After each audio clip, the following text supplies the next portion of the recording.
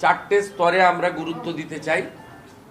একটা হচ্ছে রাজনৈতিক হিংসার বলি মানে সাফারার, একটা হচ্ছে পুলিশের লোয়ার লেভেল দ্বারা অত্যাচারিত, লোয়ার লেভেল নয় পুলিশ যে কোনো স্তরে পুলিশের দ্বারা অত্যাচারিত। তিন হচ্ছে মহিলারা যারা অত্যাচারিত হয়েছেন, কমপ্লেন করতে এসেছেন, বলছেন আপনাদের মিটিয়ে নিন, কমপ্লেন না করাই ভালো।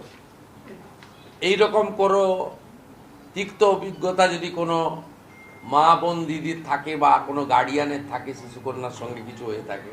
চতুর্থত হচ্ছে কেন্দ্র এবং রাজ্য সরকারের কোনো স্কিম পেতে গিয়ে কাউকে পয়সা দিতে হয়েছে, কাটমানি দিতে হয়েছে, ঘুষ দিতে হয়েছে, সেক্ষেত্রে আমরা দুটো ইলেকট্রনিক্স ডকুমেন্টকে এনকারেজ করেছি।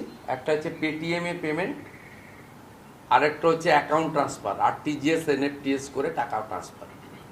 একে বলেছি আমরা এই ডকুমেন্ট পেলে অ্যারেস্ট করে দিতে।